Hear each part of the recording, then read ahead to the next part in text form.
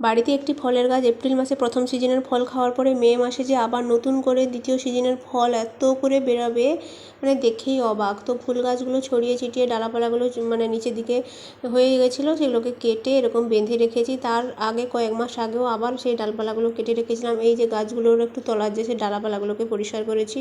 কয়েক মাস আগে সেই গাছটার সেদিকে করেছিলাম, এদিকে ইঁট ছিল বলে এটার আর করিনি। তারপরে এই যে গোলাপি রঙের জবা ফুল হয়, এগুলো ডালাপালাগুলো নিচের দিকে কেটেছি, এগুলোকে আরও পরিষ্কার করতে হবে। আর এই যে দেখো জামরুল গাছে যে জামরুল হয়েছিল তোমাদের শেয়ার করেছিলাম বৈশাখ মাসের প্রথমে, মানে এপ্রিল মাসে আমার ঘরে পাকা আম এবং জামরুলগুলো খেয়েছিলাম, তারপরে ফুল হয়েছিল।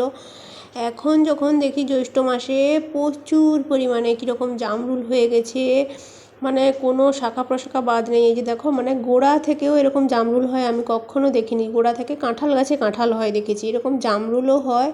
মানে এত পরিমাণে জামরুল হয়েছে। তারপর আমার ছেলে তার মামার বাড়ি যাবে বলে এই জামরুলগুলো তুলেছিলাম। অনেক বড় বড়, ভিডিওতে বোঝা যাচ্ছে না, নাহলে এত বড় তো অনেকটাই বড়, তাও এখন কষা কষা আছে। আবার পরের দিন দুদিন পরে তুলে আমার জায়ের ঘরে দিয়েছিলাম। এই